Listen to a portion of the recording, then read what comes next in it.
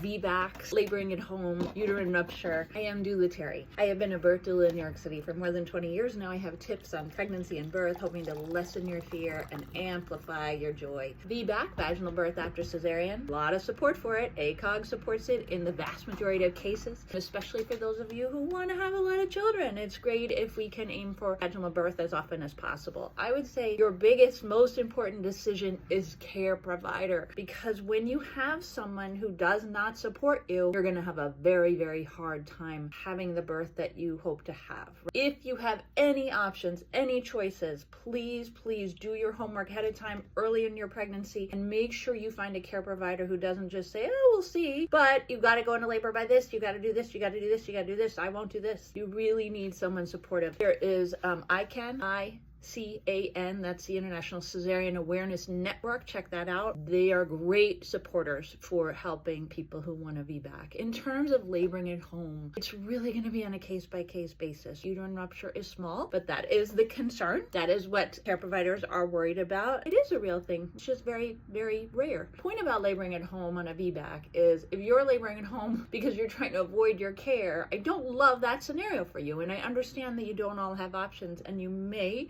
want to labor at home as long as you feel safe and well, because that can be totally fine. I would just love it if you are actually not hiding from your care provider. You're laboring at home because it makes sense, because it hasn't gotten to the point where you need to go in. I can't generally give advice on how long to labor at home, or even what your risk is. It's going to vary for each person. But I think the problem is there's just too much fear around something that is often very, very normal and really the best choice for your body. I'm wishing you great support for your goals.